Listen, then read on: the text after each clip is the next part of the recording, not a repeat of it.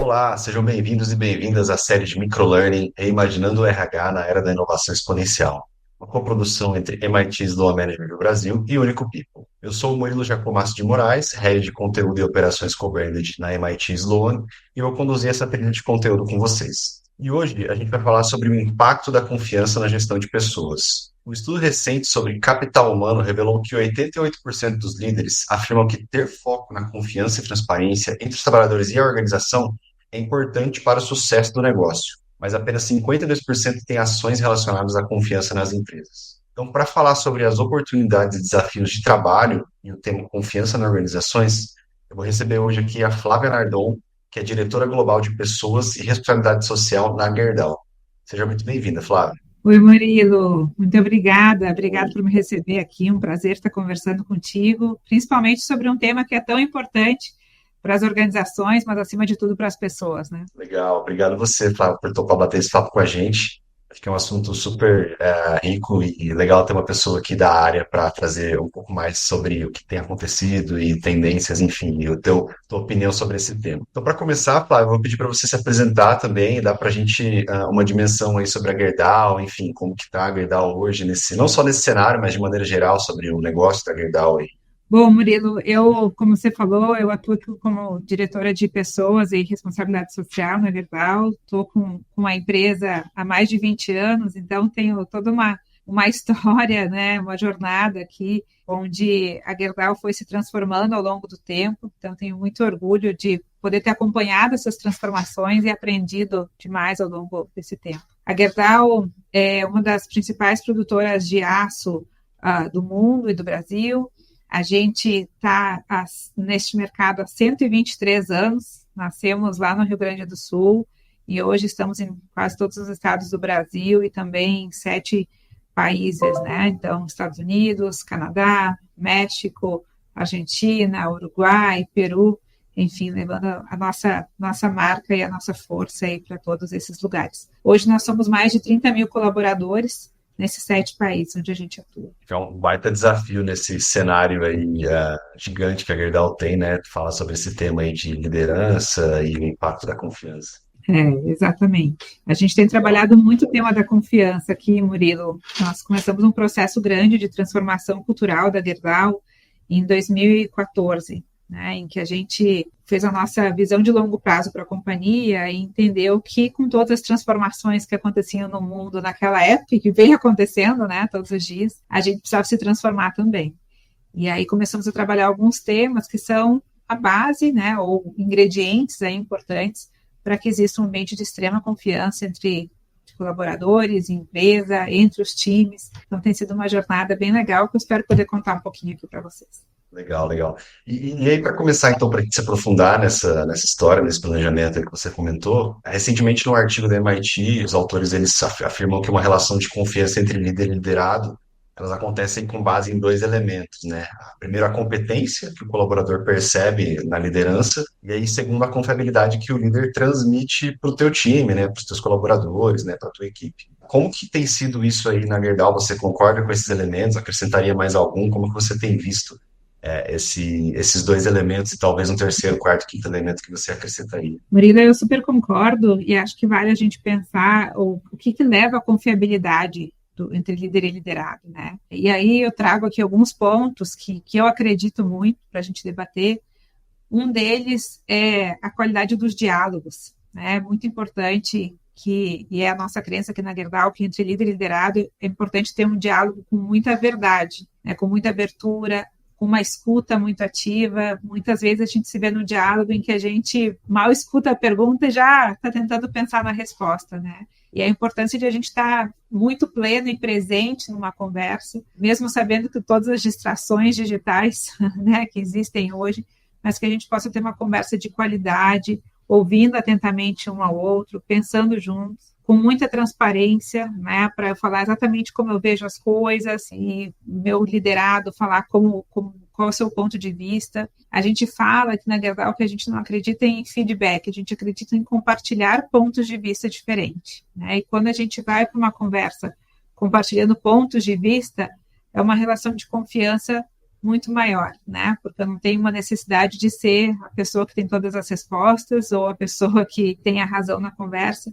mas sim compartilhar pontos de vista e a gente chegar numa conclusão do que é o melhor para a empresa ou para as pessoas naquela conversa. Então, trago o ponto do diálogo e acho essencial também a questão da frequência, né? Confiança, ela surge quando a gente se conhece profundamente, quando a gente conhece as vulnerabilidades e as potências um do outro, e isso só vem com relacionamentos que têm frequência, né? Que a gente possa falar, estar junto, estar próximo dos nossos times para que isso de fato aconteça. Então, diálogos, frequência e, claro, a transparência, né? É sempre importante a gente falar com transparência sobre as coisas que a gente acredita, sobre o que é possível fazer, o que não é possível fazer, porque aí a confiança se constrói.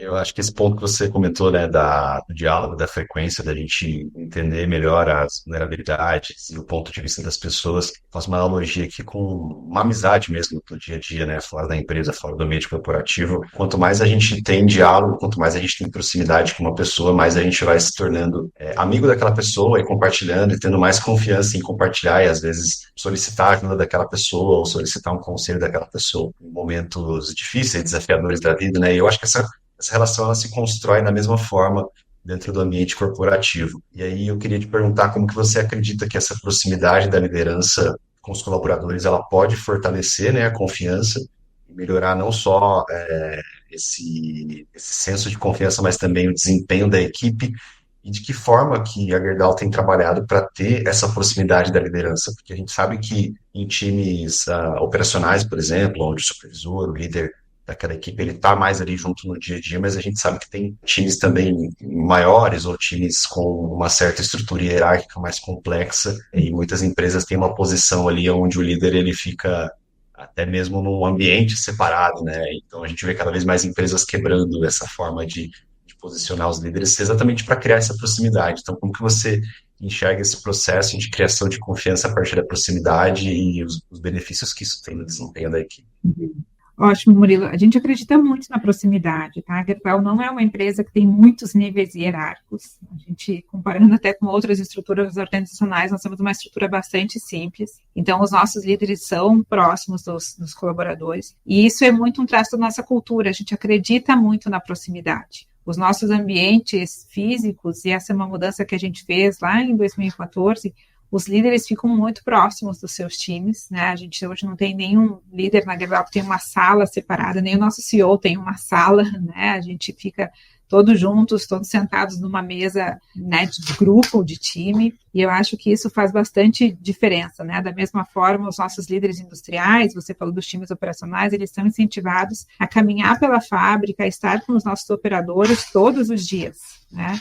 Nós todos, quando visitamos uma fábrica, a gente faz esse processo de estar próximo, de ouvir as pessoas, então isso acontece de forma muito natural na Gerdau, né? Mas a gente tem trabalhado muito o tema da segurança psicológica aqui, né? Que é uma forma de a gente também criar essa proximidade e dar para os times uma segurança para para que todos possam se expressar, né, naquilo que acreditam, nas oportunidades que vêm, trazendo inclusive falhas, né, porque elas acontecem, somos todos humanos, e a gente faz isso porque a gente tem uma convicção de que todos nós somos seres humanos e integrais e trazemos para o trabalho a nossa vida que acontece aqui dentro, a nossa vida que acontece daqui para, né, da porta para fora. Não conseguimos, eu não acredito, né? A gente escuta muito, às vezes a gente fala vida pessoal e profissional. Eu não acredito vida profissional e pessoal, acho que nós temos uma vida, né? E ela acontece em ambientes diferentes, acontece na minha casa, acontece dentro da Gerdau, mas a gente é um ser humano único. E quanto mais a gente consegue estar próximo das pessoas, próximos dos times, mais eu vou conseguir entender o que está acontecendo na vida daquele profissional, daquela profissional que está aqui trabalhando comigo. É muito importante, e a gente acredita muito que a pessoa vai conseguir estar aqui fazendo um bom trabalho, vivendo plenamente o trabalho, se ela também estiver bem na sua casa, né? Mas a gente não está bem todos os dias, e a importância de criar um ambiente de confiança para a gente falar sobre isso, e a gente poder se apoiar como time é fundamental. Então, a gente tem feito alguns trabalhos nesta linha, né, acreditando nesses pontos que eu estou te trazendo aqui. Legal. E se você puder compartilhar com a gente quais são esses trabalhos, principalmente nesse quesito que você tocou de segurança psicológica, né? Como que isso tem impactado diretamente na confiança, não só na gestão, mas também no bem-estar dos colaboradores de maneira geral. Então, a gente já está trabalhando com o tema segurança psicológica há 3 anos. Murilo, a gente trouxe 2 grandes estudiosos de segurança psicológica para conversar com os nossos times, desde da alta liderança até, né, todos os níveis. Primeiro, a gente trouxe a Amy Edmondson, uma professora de Harvard, foi uma das primeiras a falar sobre o tema de segurança psicológica. Ela tem alguns livros, alguns estudos publicados, e a gente foi aprender com ela, né, o que era isso e como que a gente podia trazer para a organização, e para a gente ficou muito claro os benefícios que isso trazia. Para a gente, como colaboradores, como seres humanos, a gente quer se sentir seguro para falar e para ser quem a gente é, né? Mas a gente também entendeu que tinha um impacto muito grande, inclusive na segurança física dos nossos times que trabalham nas nossas usinas. Quando se tem segurança psicológica para falar sobre problemas, para falar, inclusive, quando eu não estou bem para operar ou quando eu não me sinto seguro para operar, é essencial, né? E a Amy traz esse ponto no livro dela, como exemplo de um experimento que ela fez num hospital. A gente também entendeu que quanto mais segurança psicológica nós tivermos, mais a gente vai ter caminho para a inovação e encontrar soluções importantes para o nosso negócio. Então, para a gente ficou muito claro que ter esta segurança, né, ter um ambiente de confiança, onde as pessoas se sintam seguros para falar e para serem quem elas são de fato, era essencial. Quando a gente entendeu esses benefícios, a gente começou a estudar como que se criava este ambiente. E aí a gente chegou num outro estudioso chamado Tim Clark, que também é um grande pesquisador do tema. Ele, inclusive, trabalhou em empresas do aço no passado, então a gente se conectou muito a ele. E o Tim tem toda uma metodologia, né, de criação de ambientes seguros psicologicamente, que a gente tem implementado em todas as nossas unidades no mundo. E aí eu trago alguns pontos que ele trabalha, assim. Um deles, que para nós é muito importante, ele chama de atos de vulnerabilidade, né, em que ele fala que todo líder ele precisa também se colocar vulnerável, né? Eu preciso falar sobre o que eu não sei, eu preciso falar sobre os meus medos e receios para a equipe entender que ali é um ambiente seguro para fazer isso e que nenhum líder tem todas as respostas, né? Toda a autoconfiança do mundo, todos nós temos momentos que a gente precisa também pedir ajuda. E da mesma forma, quando alguém da nossa equipe nos traz atos de vulnerabilidade, então quando alguém nos fala sobre coisas que tem receio, que não tem respostas, ou inclusive falhas que se cometeu de forma não intencional, que a gente possa acolher isso, né? Então, conforme esses atos de vulnerabilidade aparecem e o líder sabe acolher e tratar, mais segurança a gente cria na equipe para que num outro momento esta conversa ocorra novamente, né? Então, é muito importante que a gente sempre observe a maneira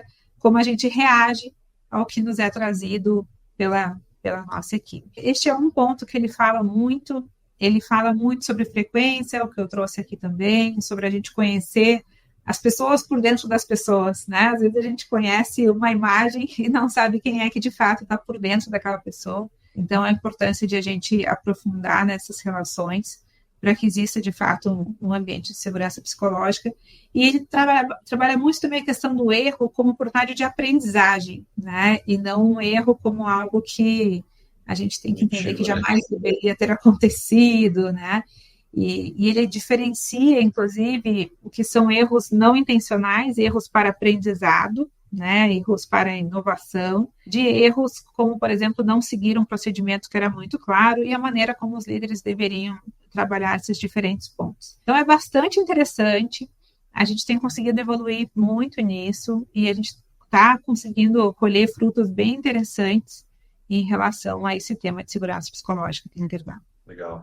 E a segurança psicológica, tem um ponto que você citou ali na tua fala, o operador ele ter autonomia para falar que hoje ele não está bem para operar, né? Isso tange até um espaço de segurança no trabalho, né? De evitar um acidente, coisas do tipo.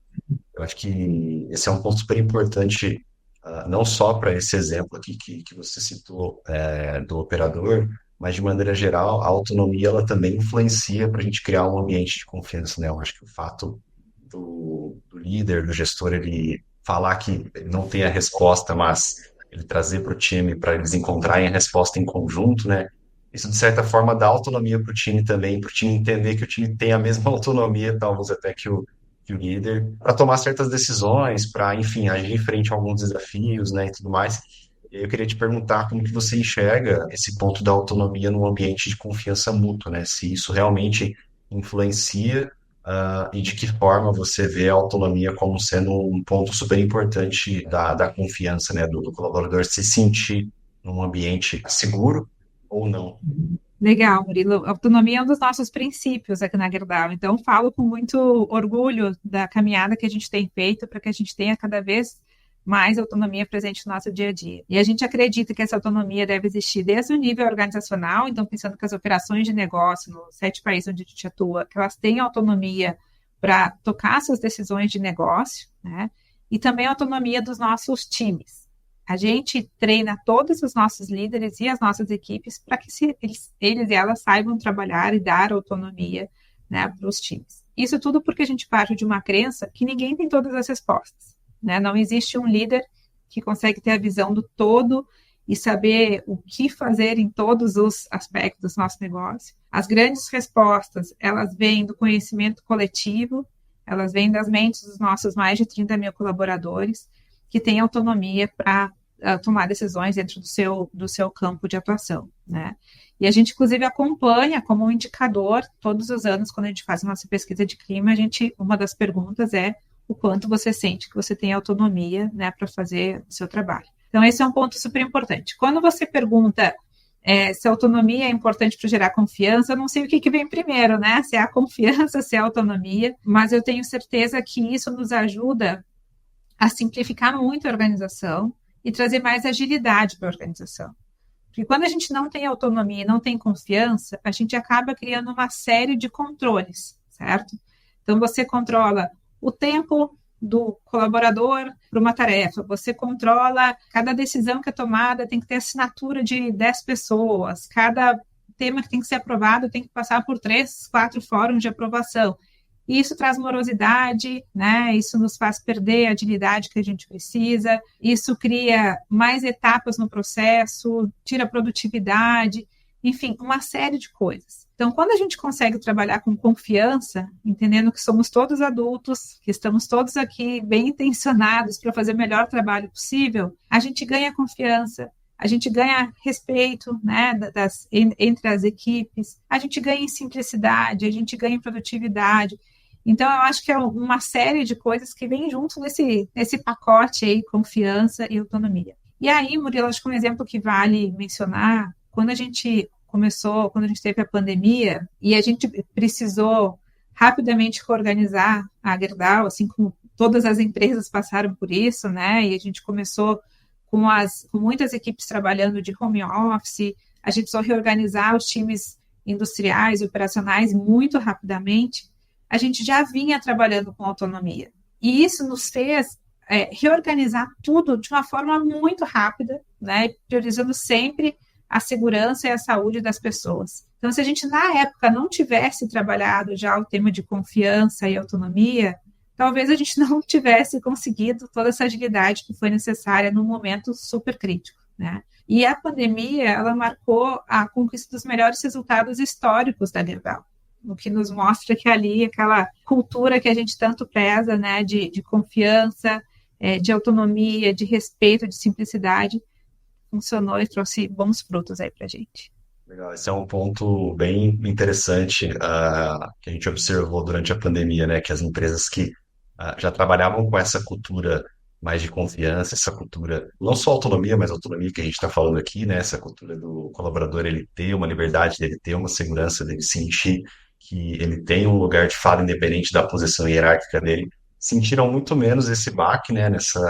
Quando eles tiveram essa necessidade de ir para o home office, de sair do escritório, de não ter ali todo mundo no mesmo ambiente, aquela coisa, a cultura do comando e controle, ela foi desconstruída da noite para o dia em algumas empresas, né?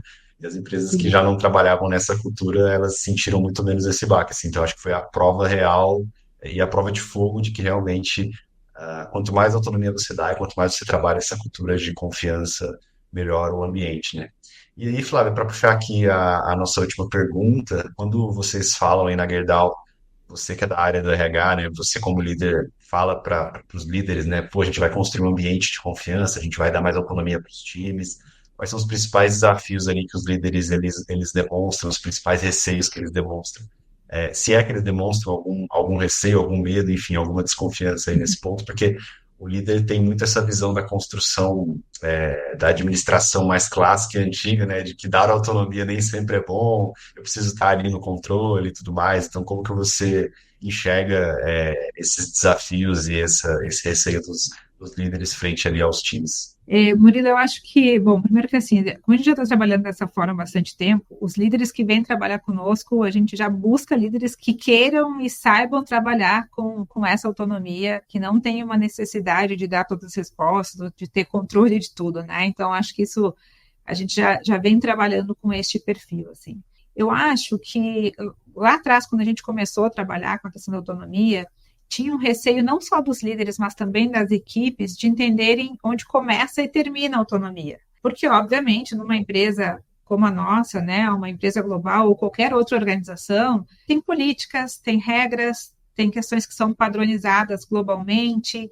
Então, eu acho que o mais difícil é a gente criar acordos de eu tenho autonomia para decidir aqui, mas obviamente que se passar daqui e for algo que é uma questão de uma diretriz corporativa, uma diretriz do país, aí, bom, aí eu preciso seguir. Então, esses combinados, né, e até a gente aprender a trabalhar com esses pontos, foram necessárias muitas conversas. Aí, de novo, a questão dos diálogos, né?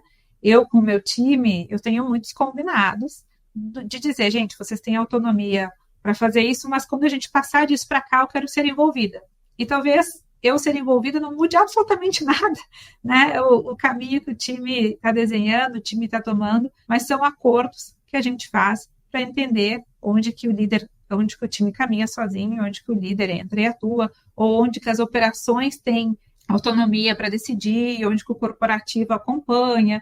Então, essas conversas, esses acordos são essenciais. E sabendo que nem sempre a gente vai conseguir ter absolutamente todas as regras no papel, até porque o mundo é tão dinâmico, né? O mercado muda tanto que a gente precisa entender os nossos valores, entender os nossos combinados, ter muitas conversas sobre a forma de trabalhar, sobre o que a gente acredita, sobre a nossa visão, e aí a gente fazendo ajustes, né, ao longo desse período.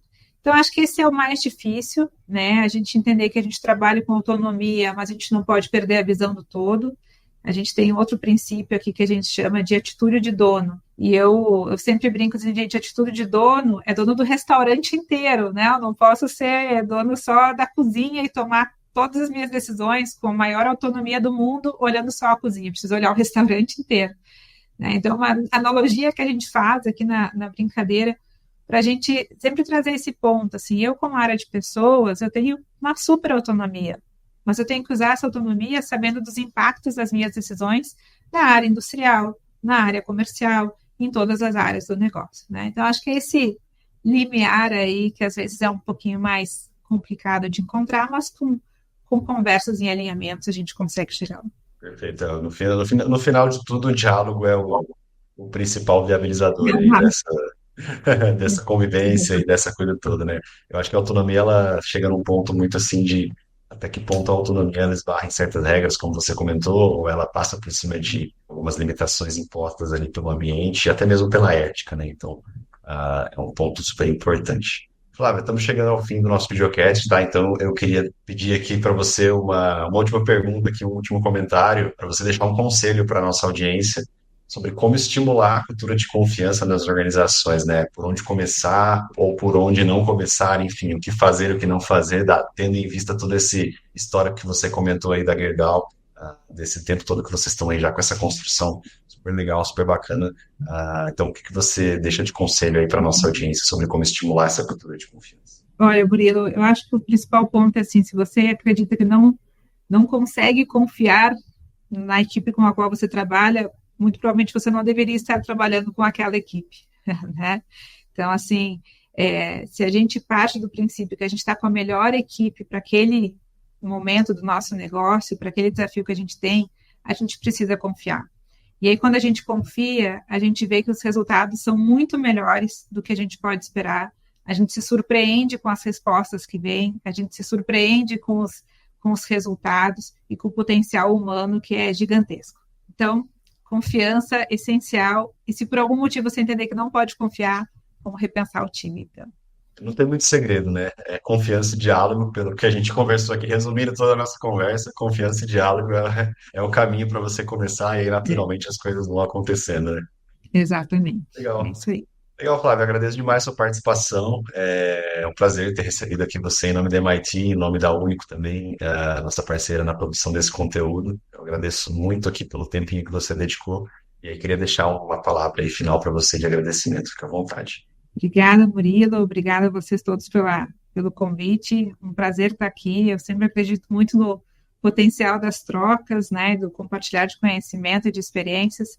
Então, fico muito feliz e desejo para vocês aí que sigam trabalhando temas tão relevantes quanto esse que a gente conversou aqui hoje. Obrigada. E para você que nos acompanhou até aqui, não deixe de acompanhar os outros episódios da série Reimaginando o RH na Era da Inovação Exponencial. Esse é o quinto episódio da série. Nós temos outros quatro episódios já gravados aí que você pode acompanhar no nosso portal da MIT, em parceria com a Único. Então fica aí com a gente e acompanhe os conteúdos também legais. Obrigado por ter nos assistido e até a próxima.